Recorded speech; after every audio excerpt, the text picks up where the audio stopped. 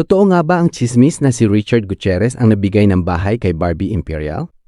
Kamakailan lang, muling napunta sa gitna ng kontrobersya si Barbie Imperial matapos lumabas ang isang blind item na nag-uugnay sa kanyang bagong bahay at sa isang kilalang aktor.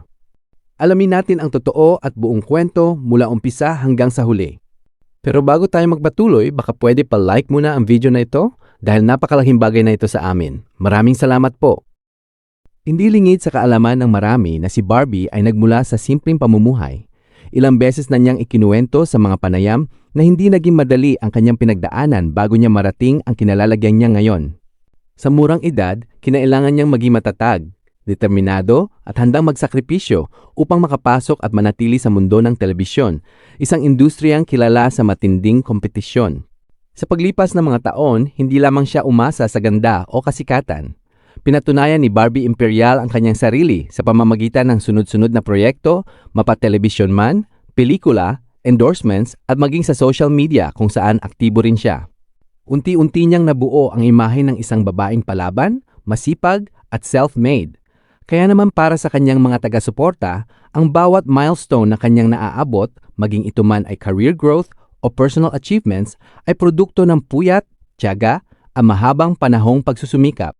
Mahalagang balikan din natin kung paano nagsimula ang ugnayan ni Barbie Imperial at Richard Gutierrez.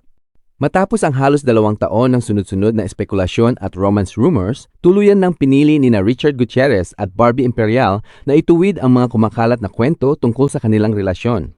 Sa isang eksklusibong panayam, kinumpirma mismo ng dalawa na sila ay magkasintahan at nilinaw na ang kanilang pananahimik noon ay hindi dahil may itinatago sila, kundi dahil sadyang pinili nilang maging pribado. Ayon kay Barbie, can I just say that we weren't hiding? We just choose to have like a private relationship and life talaga because from the beginning naman ganun talaga, like we wanna keep things private and mas relaxed yung ganun. Isang pahayag na nagpapakita na mula umpisa pa lang, desisyon nilang protektahan ang kanilang personal na buhay laban sa matinding mata ng publiko.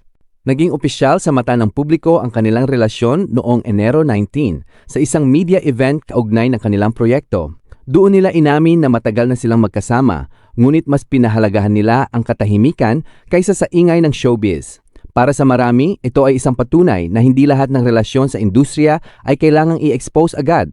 May mga kwentong mas pinipiling manatiling tahimik hanggang sa tamang panahon.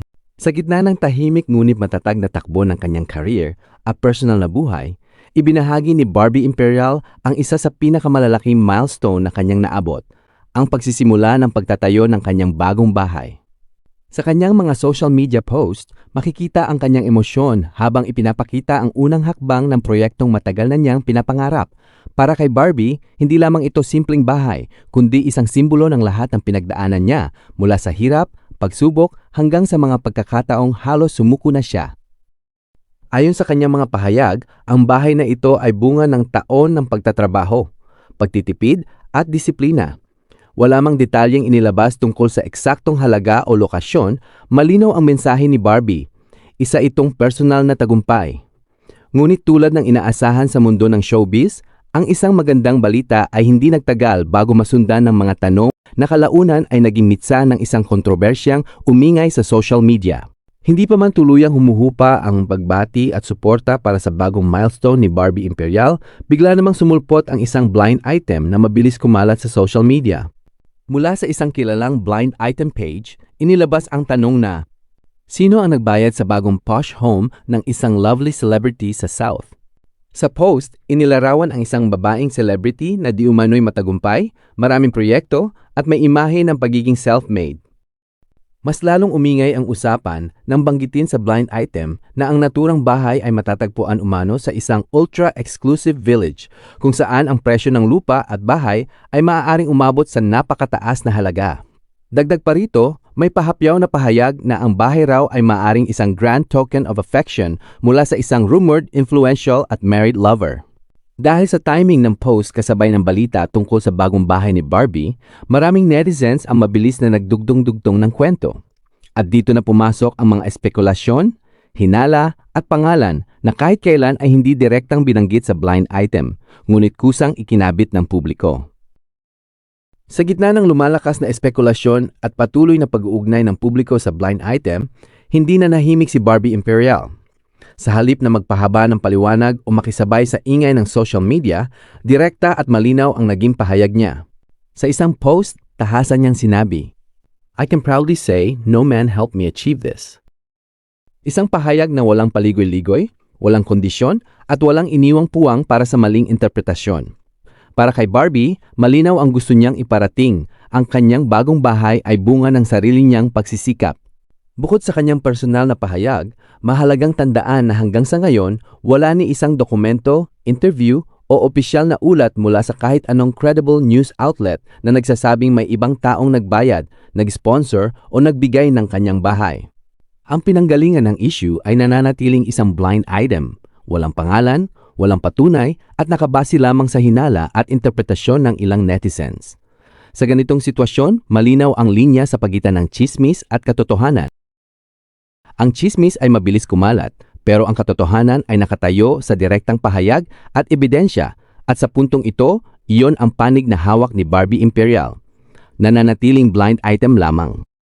Matapos ang paglabas ng blind item at ang direktang sagot ni Barbie Imperial, mabilis na nahati ang opinyon ng publiko. Sa social media, umusbong ang iba't ibang reaksyon mula sa suporta, pagdududa, hanggang sa mga puna na mas lalong nagpainit sa diskusyon. May mga netizens na agad ipinagtanggol si Barbie, sinasabing hindi na bago ang ganitong klase ng issue sa mga babaeng nagtatagumpay sa industriya. Para sa kanila, malinaw ang sinabi ni Barbie at sapat na raw iyon para tapusin ang usapan. Ayon sa ilan, kung walang konkretong ebidensya, dapat igalang ang paliwanag ng mismong taong sangkot. Sa huli, ang isyung ito ay muling nagpaalala kung paano nabubuo at lumalakas ang kwento sa social media. Isang halo ng haka-haka, emosyon at personal na paniniwala na madalas mas mabilis kumalat kaysa sa mismong katotohanan.